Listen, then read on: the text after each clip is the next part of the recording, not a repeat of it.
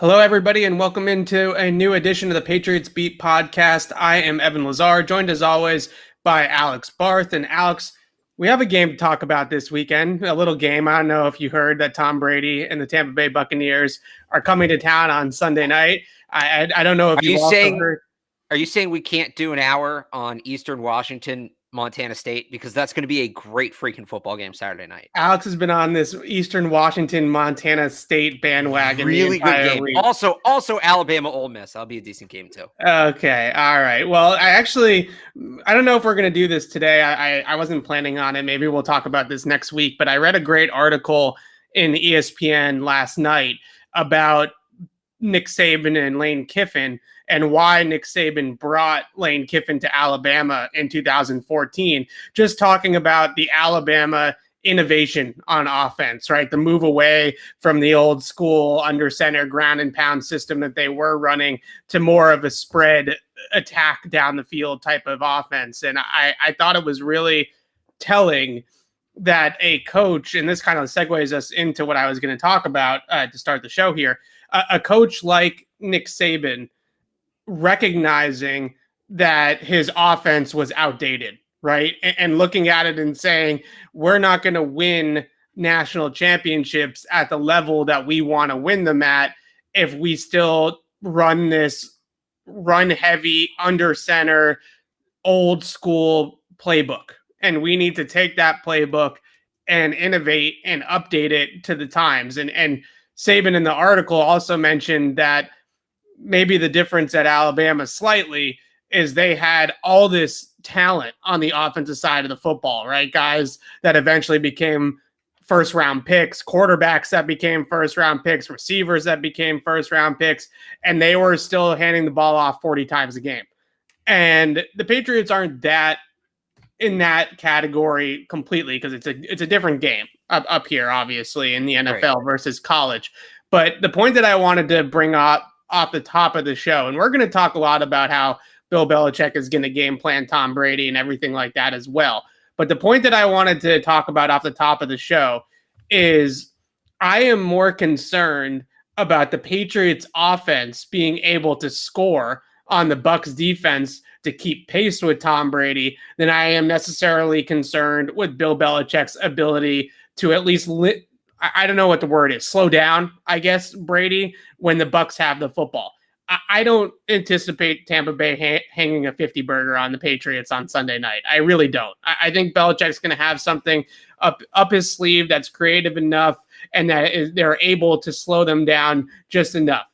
The question that I have is Mac Jones and the Patriots offense going to be up for it, right? Are they going to be able to put up 30 points in this game on the Buccaneers defense like the Rams did last week to make this a game, to make this competitive? Because with that defensive front in Tampa Bay, with the way that the Patriots have been blocking up front and the way that this offense just looks in the early going, it feels like this could end up being a blowout and have it essentially be no fault of Belichick's, if you understand what I'm getting at. Yeah, no, I do. It's just they gotta, I got you. So you seemed you were in midpoint, so I want you to continue. No. That I was opening it up to you at that point. Oh, yeah, no, I mean, they got to be able to punch back. They have to be able to punch back. You know, when Brady was here, we would see a number of blowouts where it was maybe close in the first half, and then Brady pulled away later in the game. I think if this game's a blowout, it's the other way. It's the Bucs pulling ahead early. Because I think if the Patriots are keeping things competitive in the first half of the game, what they need to do to keep this game close, it's just going to be tough for the Bucs to adjust away from. So this is such a big, and going back to last year with Cam, right? What was the biggest problem with this offense? It was starting slow. They started games slow. They started drives slow. Even at times it felt like they started plays slow. Like within the context of the play. Yeah. And that's not just Cam, that's continued into this year where they have, one of the longest average two-go distances in the league on third down. They can't start this game slow. They got to come out. And I'm not saying they have to come out and hit like a 70-yard bomb to Nelson Aguilar on the first play, but was it 2 or 3? The first 2 drives, the first 3 drives last week were 3 and outs. Like they went 3 and out a couple times to start that game last week. That's not an option this week. If they do that, it's going to be 14-0, 21-0, and night's over. Yeah, and people that have listened to the podcast since we really started the season, right? I think all of them know that you've been on the weary of the Josh McDaniels play calling and just offense in general for a while. And now I'm sort of going back to Brady. Yeah, I am beginning to fall in the same category. And this to me is the test for McDaniels that I need to see him come out with an A+ game plan, right? Because the Patriots offense can't afford to have another dud of a game plan on that side of the football. And to me, what they have done so far with Mac Jones is continue to do what they did last year with Cam Newton, and that is force Mac Jones to adapt to their playbook, right? And they're saying to Mac Jones, this is the Patriots system, learn it, right? This is what we're going to run. This is what we're going to do. You need to go out there and you need to learn it. And to some degree, I understand where they're coming from, but to another degree, I think if you look at what other NFL teams are doing with young quarterbacks, for instance, the Bengals are the Bengals, right? And no offense, Trags, we're not trying to pick on you. But if you watch that game last night between Cincinnati and Jacksonville, and look, I get it's Jacksonville, right? It's not the Bucs. But when you watch that game, you see even Zach Taylor is catering his offense to Joe Burrow, right? There's elements of that LSU offense that you're seeing in Cincinnati with Burrow and Chase to make that thing viable for Joe Burrow, right? A lot of empty sets, basically exclusively passing from the shotgun. There's a lot of things that he did in college that are now carrying over to the NFL. And when I watch what the Patriots do and I study what the Patriots are doing with Mac Jones, it looks like they're trying to turn Mac Jones into Tom Brady instead of trying to turn their offense into the Alabama offense.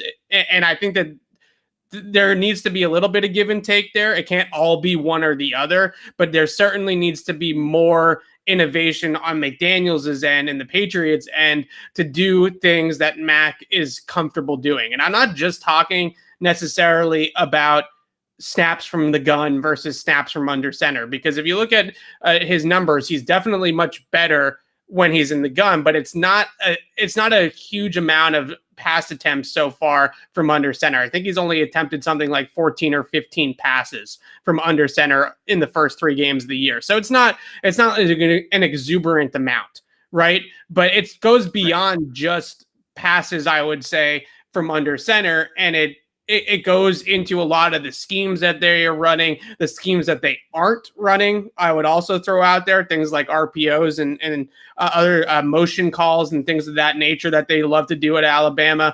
And right now it feels like the Patriots offense is failing to innovate with the college game. And when you have a young first-round quarterback, he's not going to be the same ilk as to what this league was 20 years ago.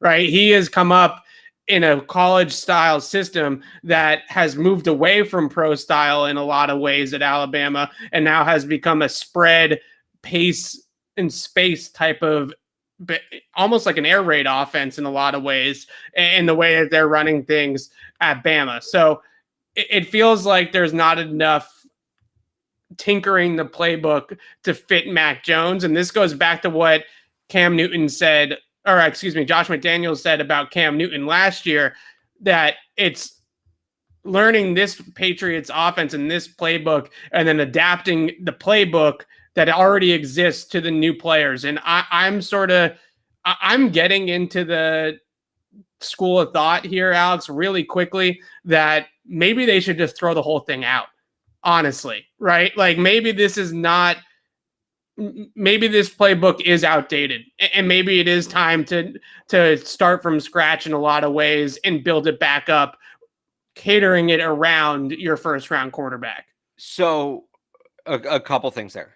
First off, and I agree with the brunt of what you said, but I would throw these caveats in there. It's 3 games into the season with the rookie quarterback. We don't know.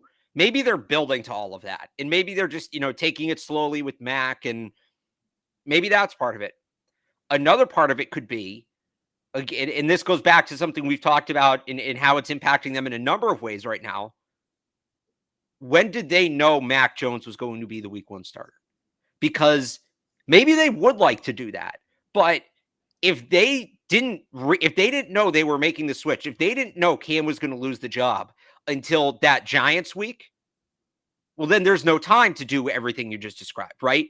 Sure. You essentially ask them to invent a whole new offensive system, which can take years. You're asking them to do that in 2 weeks. So we don't know. That's kind of the big overarching, that's going to be the overarching question to me throughout at least the first half of the season is, when did they know they were going to make this change? Because again, if they didn't know they were going to make it until like a couple days before cutdown day, as much as what you're describing is a good point, there was just no time to realistically do that.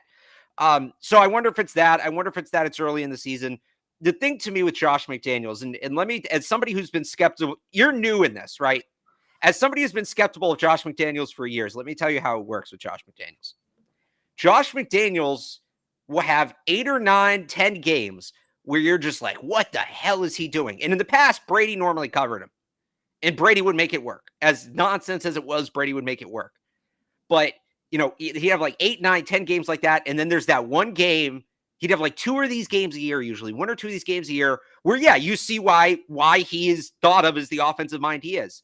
He pulls out a couple a year where you're like, all right, he nailed it.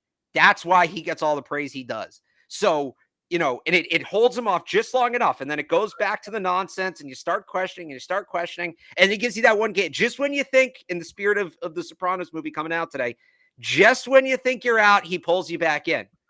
This needs to be a pulls you back in game from Josh McDaniels because it's there.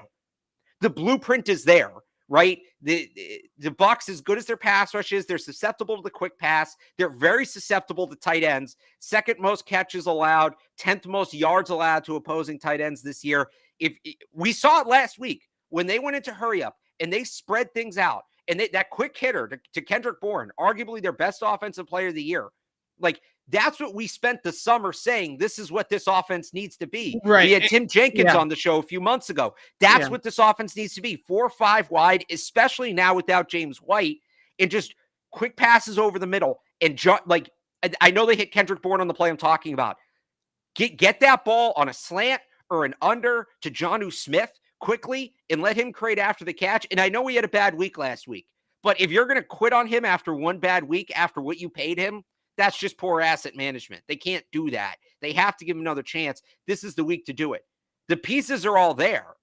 It's just, all right, put them together. And it just real quick here before you get into it, there's a really good point in the chat. Do you think it's more play calling than play design? Yes, that is a great question because that's what it comes down to with Josh McDaniels. I'm no longer, hang on, just real quick. That's what it comes down to with Josh McDaniels and a lot of these guys, the Kyle Shanahans, the Matt LaFleurs of the world.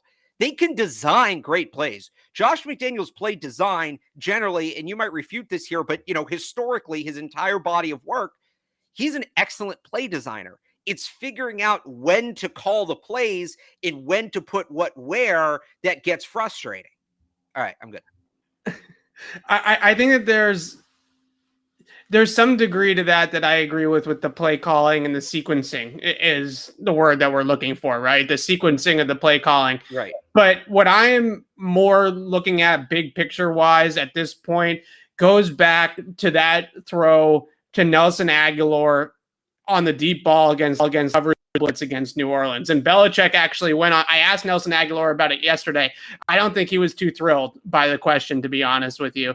But Belichick went on EEI the day after the game, and he said it was asked, was that a miscommunication between the quarterback and the wide receiver? And he said, yes, that Nelson Aguilar was running a route off leverage, right? So he saw it, Aguilar did, that the defender was taking up inside leverage, so he broke outside on the corner route. Mac Jones saw cover 0, and he threw the ball into the vacated deep middle where the safety would be normally, but wasn't because it was a 0 blitz, right? And I look at that play, and I can't get that play out of my head because I'm thinking to myself, now that Belichick has openly admitted publicly that was a leverage-based read, if that route is just locked, right? And Right. Nelson Aguilar knows he's running a corner route, and Mac Jones knows he's running a corner route, is that 6? Right? Is that a touchdown? Because Nelson Aguilar beats his man. He gets over the top of his man, and he is open behind the defense for a touchdown. But the reason why the ball didn't get there was because quarterback and receiver have to read out these leverages, and they have to be exactly on the same page every single time.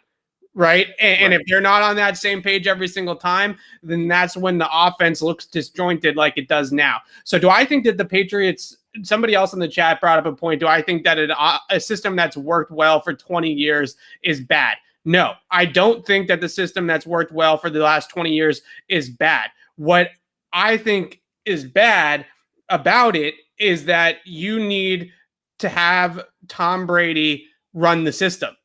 This is Tom Brady's offense, but he's not here anymore. And that's the problem that they're running into, is that Cam Newton tried last year and failed through 3 games. Mac Jones has had his issues with it as well.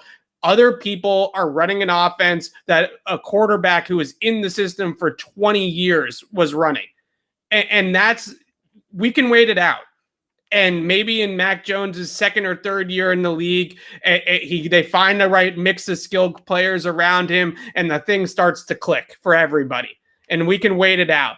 But at the same time, it feels to me like there needs to be more innovation, and there needs to be more adaptations to what the game is going to now. Because you have these leverage-based reads down the field, and Aguilar probably has not run a ton of those types of routes. Mac Jones hasn't had to read out any of those routes because Alabama doesn't really do that, right? Their routes are pretty much locked down the field all the time. A corner is a corner, a post is a post, a go is a go. There's no middle ground here. There's no discussion. So these new players that are coming into the system, Mac Jones, Nelson Aguilar, N'Keal Harry, for that matter, and whatever receiver they would draft in the future or sign in the future, these guys are Jaleel Billingsley. Sure, Jaleel Billingsley. This is, like Cam Newton said last year, this is calculus, right? This is a whole different thing that I don't think a lot of these guys are used to doing. And that causes a lot of growing pains, and that causes a lot of issues. And maybe eventually they can adapt, right? Maybe eventually these guys can pick it up and they can adapt to it, or maybe it's time to make it easier, because you have guys like N'Keal Harry who have some talent but have really struggled with the nuances of the playbook. If he's just out there playing fast and playing like N'Keal Harry in college right away, then we might be having a totally different discussion this week about this matchup, right?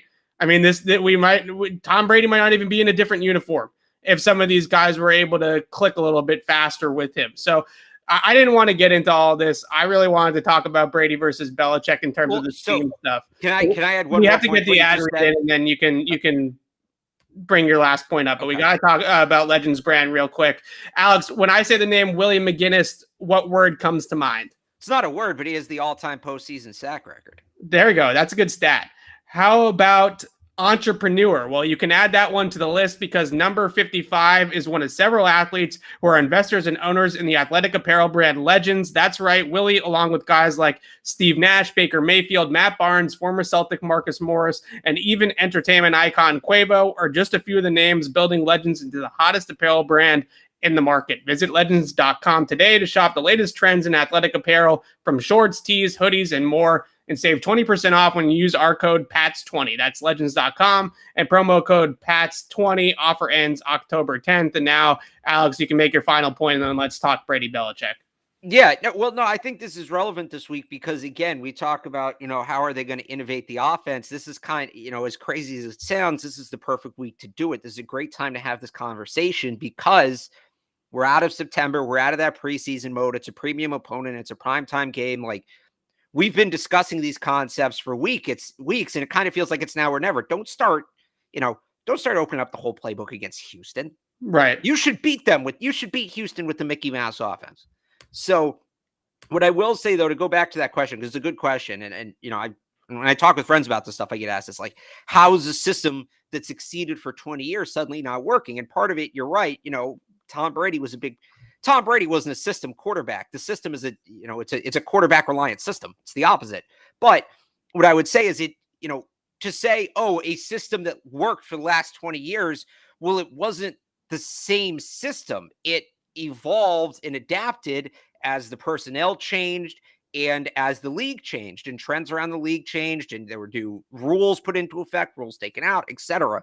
So the point is, well, things have changed again and the system needs to once again adapt. It wouldn't be the first time they've done it. It might be the biggest change they've made, but they weren't, although it's the same overarching system, it's not like they were running the same thing with David Patton and David Givens, and they had Heath Evans out or Mark Edwards out there as a fullback, right? That wasn't the same blueprint as it was when you had Rob Gronkowski and Randy Moss and Julian Edelman and Dante Stallworth, right? Right. Because they did do this once before in the 2010, I want to say 2010 or 2011. I think it was 09 to 10, somewhere in that range. Sorry, I got to get the dates right. But Belichick and Josh McDaniels had a meeting of the minds in the offseason for a couple of days with Chip Kelly. And that is when they built the 11 offense, right? The Gronk Hernandez offense, the spread and pace and quick tempo. That's when that offense, it had a lot of Chip Kelly innovations to it. So they adapted that scheme once before, but now what they're doing is just, it's bland. It is a vanilla system that they're running now. And I say that because it's lacking a lot of the new age type, spread, pace, motion, air raid concepts in the deep part of the field. Just so many of the things and that even doesn't even include option routes, right? I mean, just so many of these things that no college team in the entire FBS besides Ohio State runs a couple of option series in their slot route tree. Guys in the slot are running some sort of option routes inside.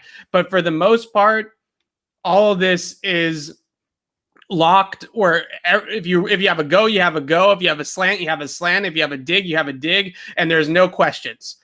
And that's what allows these offenses not only to play fast, but it's also what allows a lot of these guys to just plug and play new players when they have to, right? When Henry Ruggs gets drafted at Alabama, they just put Jalen Waddle in his spot and they don't miss a beat. And that happens in other places in the FBS too with less talent, right? It just, that allows them every 2 to 3 years to turn over their skill players because it's a lot more simplified than what the Patriots are doing. We got to get into the matchup with Belichick and Brady, though. We've been talking about this for 25 minutes, but it's a really interesting discussion, and we'll continue to talk about it as we go along here and see if the Patriots do catch up with what they're doing offensively.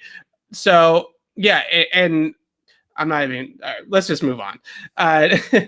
Anyways, Brady versus Belichick. We're not talking about this from a drama standpoint. We're talking about this from a X's and O's standpoint. And I do have a play. You got to have a play, right, Alex? We always do. Right. But I want to discuss just the bones of this game plan because this is, I think, a really big week for Belichick, too, in the sense that if he really wants to morph this defense and really, really game plan Tom Brady, we know that he has the knowledge of what exactly he should be doing. So I'm really curious to see, because if the Patriots come out and they play middle of the field close, single high, man-to-man, press man across the board, I don't think that they have the horses in the secondary to cover Mike Evans, Chris Godwin, Antonio Brown, if it's not Gronk, Cam Brate, and all these weapons, Tyler Johnson, that Tampa Bay has 4 quarters man-to-man. I just don't think that they have that. Yeah, I mean, who does, right? Right. You look at the Bucs last week; they barely got by. They got the 2 best defensive players in the league. So, this, I thought it went under talked about at the time when they put Gilmore on PUP instead of IR this game and the Cowboys game. Like, maybe they could get by with that if they had Gilmore. Right. I think if they had Gilmore, they could. And I like the J.C. Jackson, Mike Evans matchup, so I don't think that one is necessarily something that they have to worry about as much. But the middle of the field is where we know Tom Brady loves to live, and we know that they have good players in the middle of the field, whether it's the tight ends or Godwin. And sometimes Antonio Brown, too, coming out of the slot as well. He moves around the formation a whole lot as he has his entire career, but he's somebody that can run routes inside, too. So we know Brady is going to want to be in the middle of the field, and we know that the game plan against Brady, or the book on Brady, has always been get home with a 4-man pass rush and play 7 guys in the back end with the safeties closing the middle of the field. That's always been the strategy, dating back to Rex Ryan's strategy against Tom Brady all those years ago when he was with the Jets, or sometimes Baltimore's run system, things like that as well. The thing that you have to do with Brady, I think that's the most important thing, is you have to realize that he's not going anywhere. He is going to be in the pocket, right?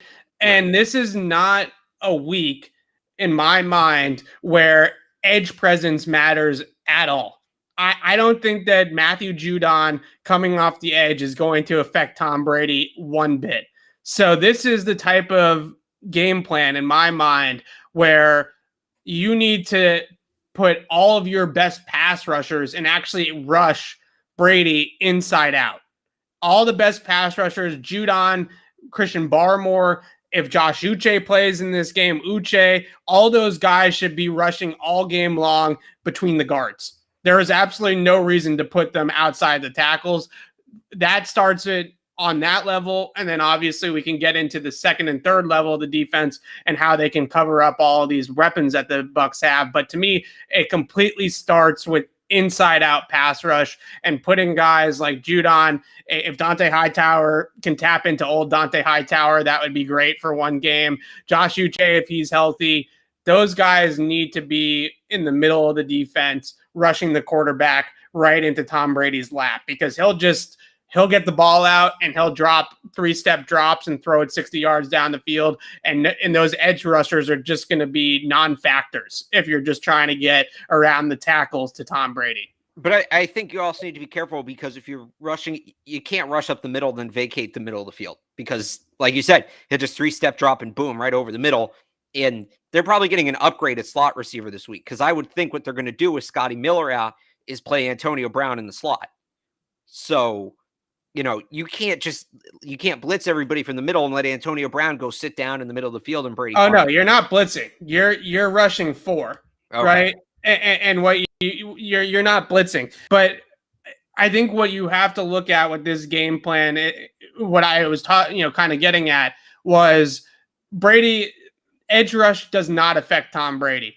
And this running game that the Bucs have is their go-to play in the run game is duo, right? Those double teams inside, and they run it right downhill. And they got Leonard Fournette, who's a power back, and then they have Rojo, who's an explosive north-south running back. Neither one of these guys in the backfield nor Brady are getting on the edge or turning the corner. It's not going to happen. That's not going to be where they're going to win this game, is out in the flats. They are going to win this game in the middle of the field, and the Patriots have to be ready for that. And I'm really fascinated to see how much game planning because this could, in my mind, be like a Super Bowl game plan almost for Belichick, right? Where he comes out and he does something totally unique to Tom Brady to go out there and beat Brady. Or we could just see their typical brand of defense that we've seen in the first 3 weeks of the season, and Brady will pick them apart because he'll know exactly what's coming. If they play their basic stuff, then he's going to know exactly what's coming, and that's going to be a long night. So if they're going to keep this game close defensively, they are going to have to game plan specific for the quarterback that they're going up against. I think you have to force them. You can't give up big plays. And I know that's like no duh, but the thing about Tampa's offense, and this is one of the few fingerprints left for Bruce Arians before Tom Brady locked him in a closet, is that they take risks. They do take some risks, and they do need a little bit of a margin for error. if they want to operate the way they want to operate. So, they're averaging 12 drives a game right now, which is third most in the league. That number needs to be like 7 or 8 on Sunday. You need to, and this is by the way, most upsets are based on this, but especially when you have a great offense on one side, the fewer chances they have, the less margin of error they have on offense. So you need to force them, and it's kind of like the ultimate bend don't break, but you need to force them into, if you can, obviously you want to get them off the field, but 6, 7, 8-minute drives where they're slowly moving the ball down the field. Like, that's what you want. The Patriots want to shorten this game as much as possible. And look, it's a lot easier said than done, because again, the two ways the Bucs can extend this game: hitting on big plays, which we know they can do, and forcing turnovers, which Patriots have had some trouble with this year, holding onto the football. But that's what it comes, if you're getting aggressive, they're just going to beat you over the top. And there goes the short game. They're going to possess the ball 12, 13, 14, 15 times. And I know you're going to come back at me and say, well, the Rams gave them 13 drives last week and won. The Patriots can't play like the Rams played last week. They don't have Aaron Donald. They don't have Jalen Ramsey. This is how they have to play. They need to it's not even about winning the time of possession. They just need a lessen for both sides, lessen the total number of possessions in the game. Because the Patriots offense, it's not as good as Tampa, but one thing I think they have over Tampa, and this can be a good thing or a bad thing depending on how things go, their offense is a lot less volatile, right? It pretty much is what it is. There's not going to be major swings one way or the other. So whether they get 8 drives, 10 drives, 12 drives, they're more or less going to be able to do what they're going to do. That's not going to change much. It does change things for Tampa. So that's a little potential advantage the Patriots have, that if they can exploit that, that's where the difference is going to come from. And by the way, for people who think this is nonsense, I said the exact same thing last year before the Baltimore game, that if the Patriots are going to win that game, that's what they needed to do. That's how you beat, when you're a lesser team, a high-powered offense. It's not necessarily about keeping that offense off the field. It's limiting the number of chances they have. So I think what the Rams did last week that the Patriots can emulate and probably will try to emulate is they forced Tom Brady to throw the ball underneath the defense. Sure. And yeah, there's some things they could take from that game plan. I'm not saying you have to completely ignore it. So they dink and dunk their way down the field. Brady averaged 6.8 air yards per attempt against the Rams yesterday, or on last week on Sunday, which was his second lowest of his Bucs career, behind only the week 2 game in 2020 against Carolina, which was his second game in Tampa Bay. Right. So and Bruce Arians was still dictating the offense. Since he's taken over the Bucs offense, Brady is 6th in air yards in the entire NFL. He has the most deep completions in the entire NFL. So there is a lot of no risk it, no biscuit still in this offense. That's the Bruce Arians mantra. That's his philosophy, right? No risk it, no biscuit. There's still a ton of that in this offense with Bruce Arians, but with Brady running it, it's a smarter offense in terms of taking care of the football and knowing when the shots are there versus knowing when they're not. And that's why, Jameis Winston throws 30 interceptions in this offense and Brady throws 3, right? Because he has that ability to understand when and to take it and when not to take it. Now, Brady threw for 432 yards against the Rams last week. And when you look at that number, you sit there and you say, eesh, that's a big number, right? That is a number that you don't win a lot of football games and you give up that type of yardage. But he had to take 55 attempts to get to 432. So the Rams were able to take the big plays away from this Bucs offense and force Brady to dink and dunk his way down the field. And that is what ultimately held them down to the 24 points. And that's the strategy that you have to come out with if you're the Patriots. You have to force Brady as much as you possibly can to avoid the deep throws. He was 2 for 6 on throws of 20 plus yards against the Rams. The Patriots need to do something similar where they have to be able to take away the big plays, because this Bucs offense is still a YOLO offense, right? They're still trying to throw the football down the field a ton. And if they can limit that, then they're going to force this Tampa offense into a efficient game instead of a game that is just getting it all in one play. And that's really a key here this week. So I want to pull up the play now, because this to me is the perfect defense against Tom Brady that the Rams are going to play here. And I think the Patriots can emulate this. Now, they don't have Aaron Donald and they don't have Jalen Ramsey. I agree with you there. But this, from a scheme standpoint, is stuff that the Patriots have done in the past. And I don't think it's anything too out of the box that they can't accomplish. So what the Rams are going to play is a coverage called cover 7. And cover 7 is a 2 deep structure. So you're going to have these 2 safeties deep here. But instead of having them play half field responsibility or quarter responsibility, like in a cover 4 or cover 2, they're going to use these deep safeties to bracket the inside receivers. So they're going to have this safety here. He's going to bracket the tight end. The tight end's going to run a crosser and he's going to cut it off. This deep safety here and this corner there are going to bracket. This is Chris Godwin in the middle of the field.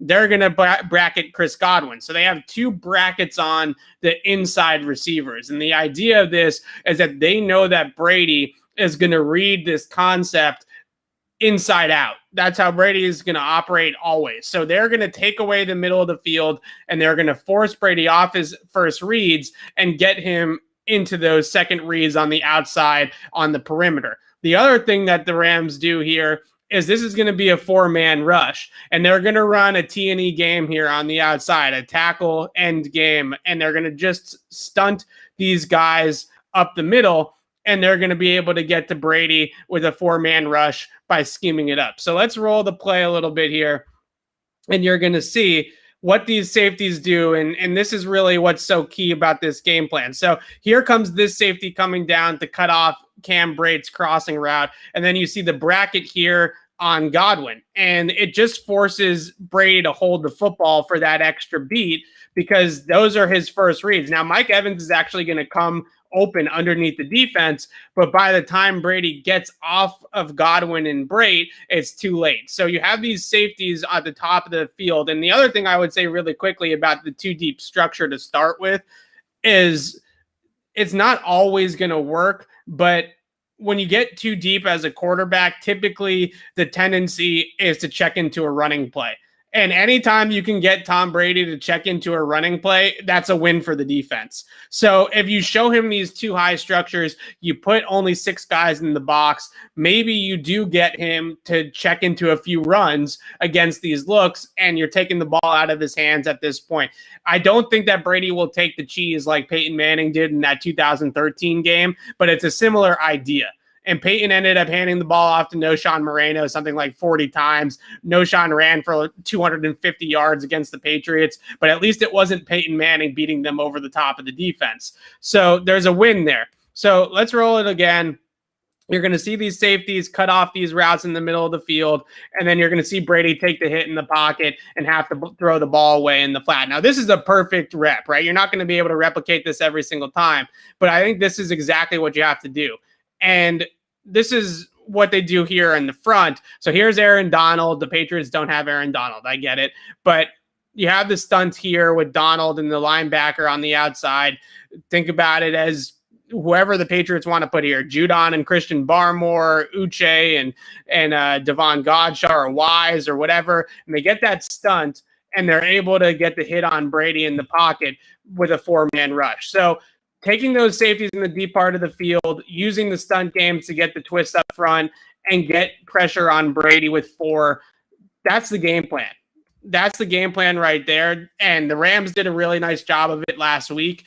And I do think that the Patriots can take some of the things that the Rams did from last week and use those this week. And cover 7 is something the Patriots have dialed up a ton, especially against some of the better quarterbacks like Mahomes. So I fully expect them to see a lot of that tomorrow night or Sunday night and not a ton. I'm sure they'll sprinkle it in, but not as much of the man coverage as we typically see. Yeah. Yeah. I just, again, it's one thing to do with Aaron Donald. This is a huge game for Christian Barmore because he should be the one in that role. And if he's not, like, he's been their best pass rusher at this point. If he's not getting home, they're going to be in trouble. Yeah, I mean, I think that to a degree, it's Aaron Donald, like, yeah, but that's a schemed rush, right? That's not just Donald beating his guy one-on-one on a four-man rush. They're able to use the stunt. The Patriots are pretty effective at doing that kind of stuff. So I don't know if it necessarily matters that it's not Aaron Donald this time around, this week, as much as it would if the Rams went into this game and just rushed for one-on-one across the board and tried to get Donald a one-on-one, and he was just whooping the guards of the Bucs. So I think there is reason to believe that that strategy will work just a little bit. The other thing that I wanted to hit on here on the defensive side of the ball is the matchups in the secondary, because we know that eventually they're going to play some man-to-man. It's the Patriots. They're not going to play the whole game in match zones. They're eventually going to play some man-to-man. The matchups that I think are obvious, and the one thing that I wanted to point out with that specific play as well, is you're going to get a lot of J.C. Jackson in single coverage against Mike Evans. And that's just a matchup that you're going to have to live with the results. And you're going to have to hope that your best cover guy against one of their best receivers can hold up, because you can't give help to Jackson over the top.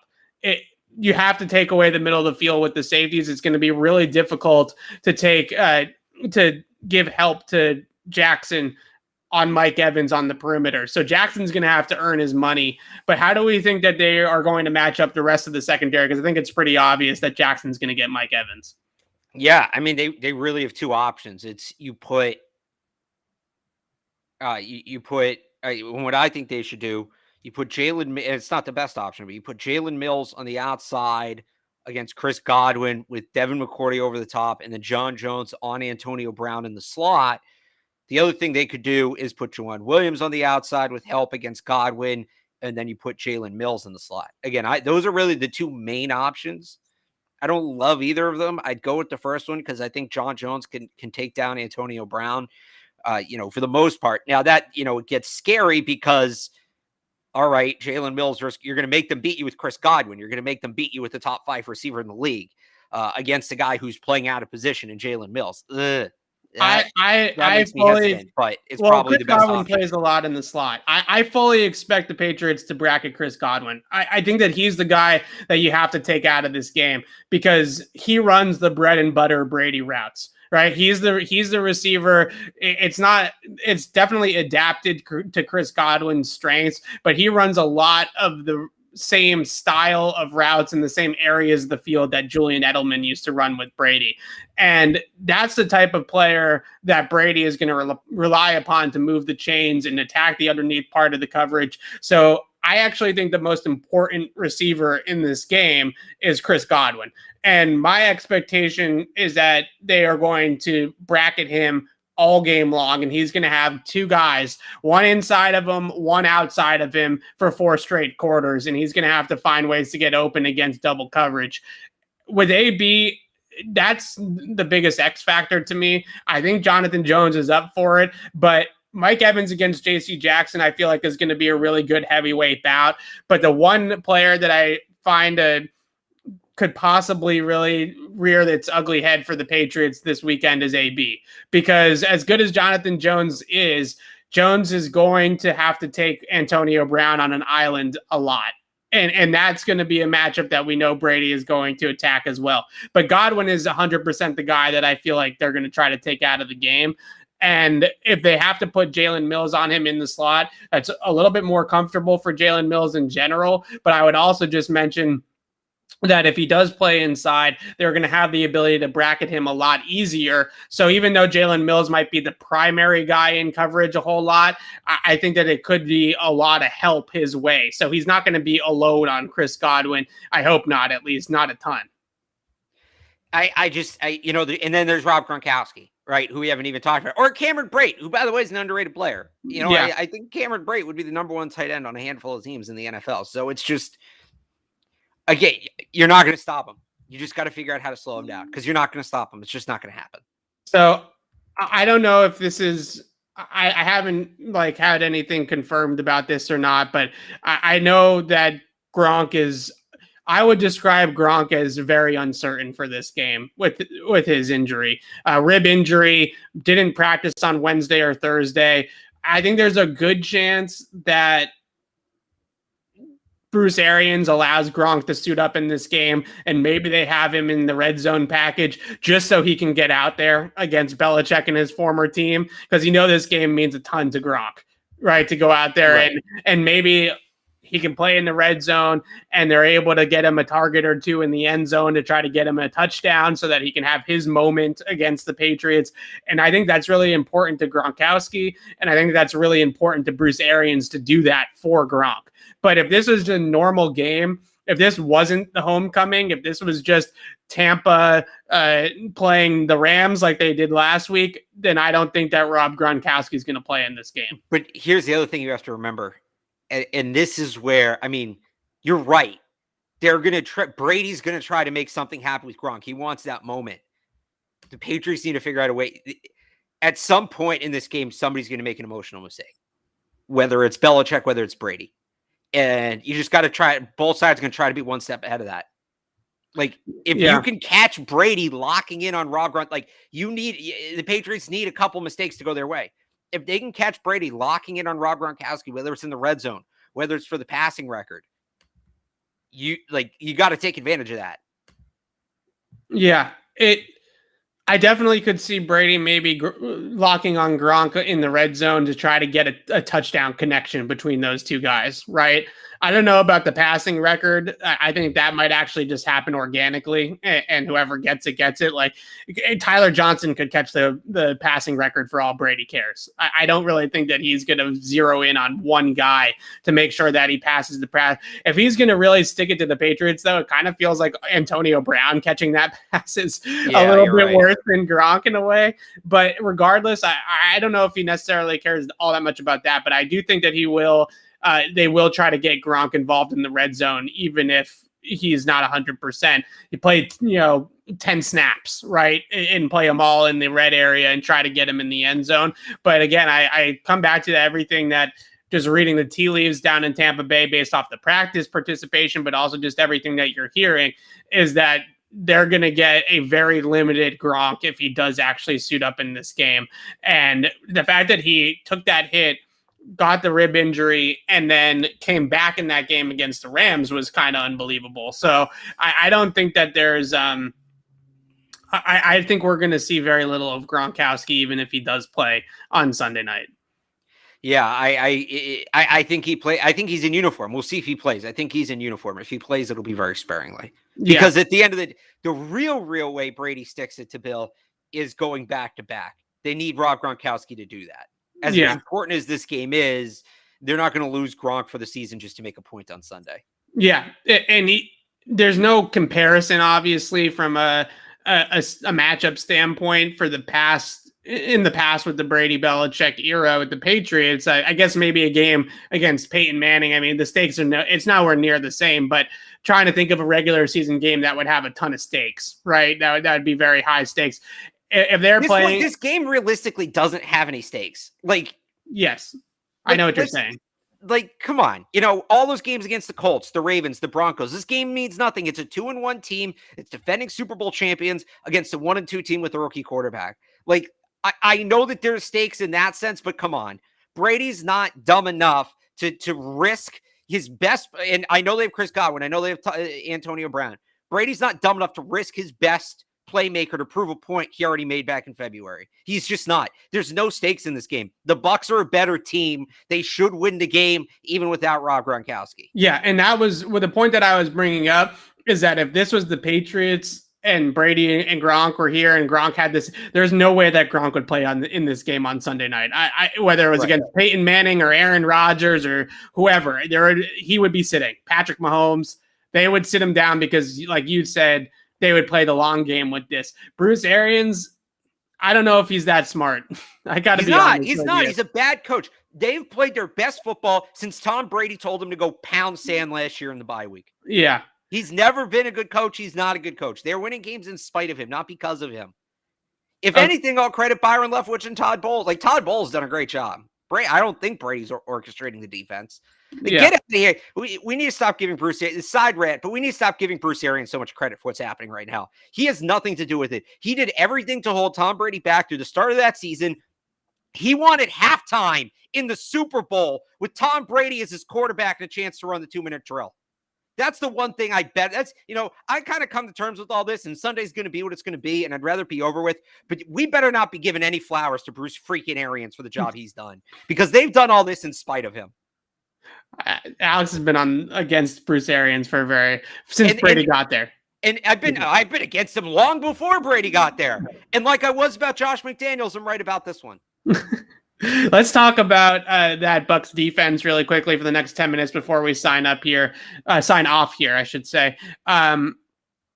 First and foremost, the strategy against Mac Jones has been to blitz him. Todd Bowles loves to blitz. It's a tough front to block. There's a lot of reason to believe that Mac Jones is going to be under a lot of pressure in this game again. Now, Matthew Stafford did a great job of getting the ball out last week. They went a ton of empty.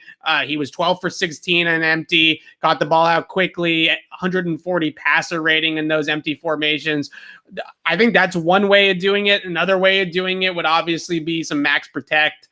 Maybe leaving the tight end or having Jakob Johnson or Brandon Bolden just stand in the backfield as essentially a personal protector for Mac Jones. Something like that as well is an option for the Patriots. I would rather them go empty and try to stress the secondary, because that secondary is vulnerable. But I come back to what we talked about at the beginning of the show before we went into that whole deep dive about the Patriots offense and system. This game scares me from that perspective. I think Bill Belichick is going to hold Tom Brady to a reasonable output on that side of the football. I don't think this is going to be a 50-burger type of game, but is Mac Jones going to be able to keep pace? Do the Patriots have the wherewithal to put him in a position to keep pace? What are the Patriots going to do here to hold, to block Todd Bowles' front, I guess is the best way to put it. I mean, what are they going to do, or what are they going to do?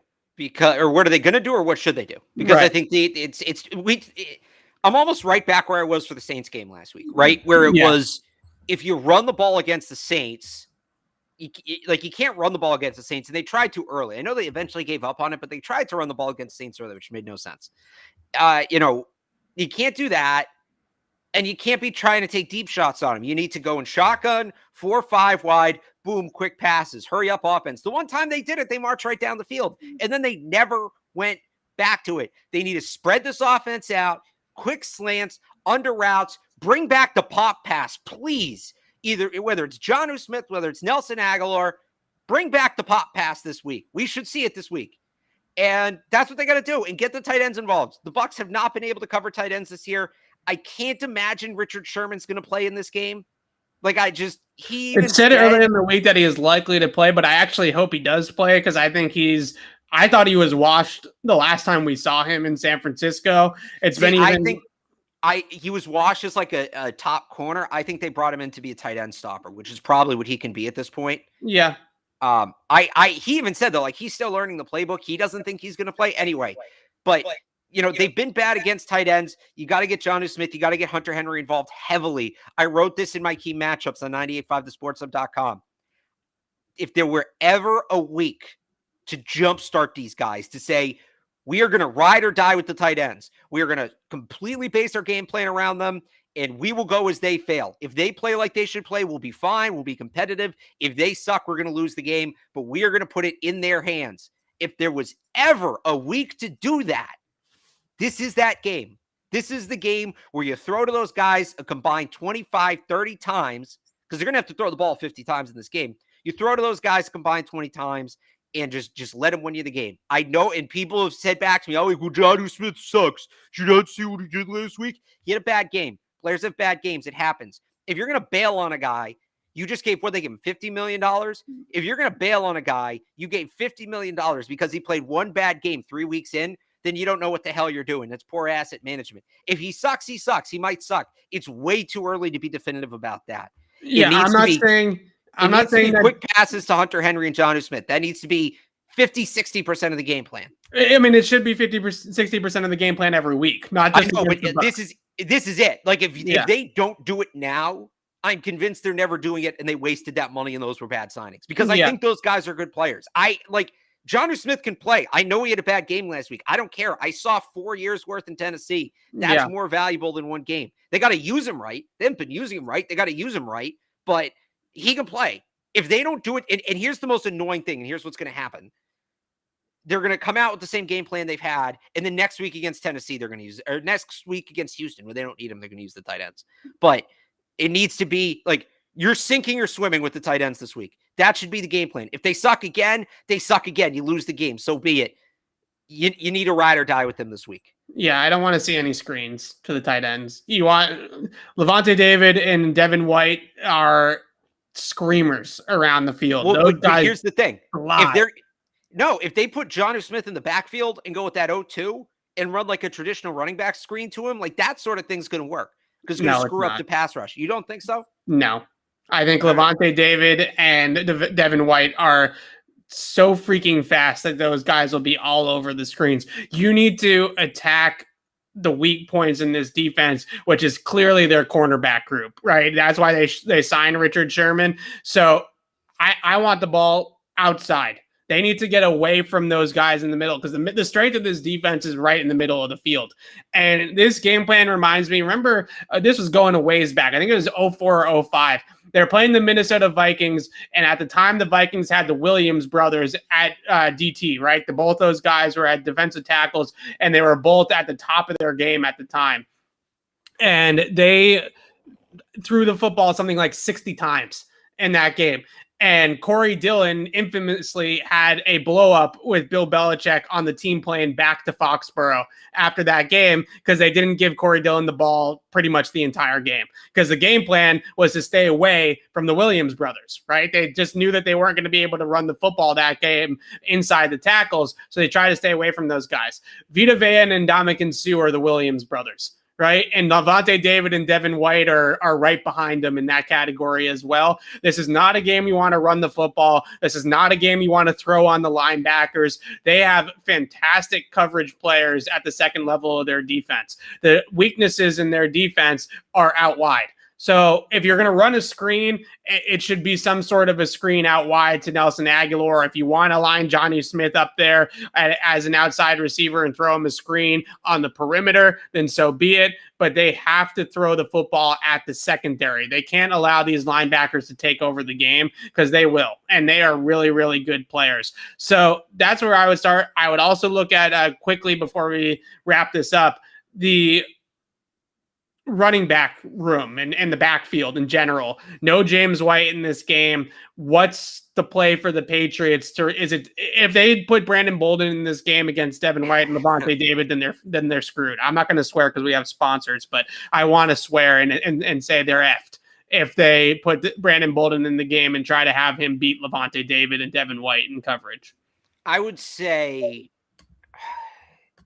you think JJ Taylor, because he's been better as a pass catcher, but I don't, against those linebackers, he's not going to be able to block those guys. He's not a good enough pass blocker yet. He's just not. So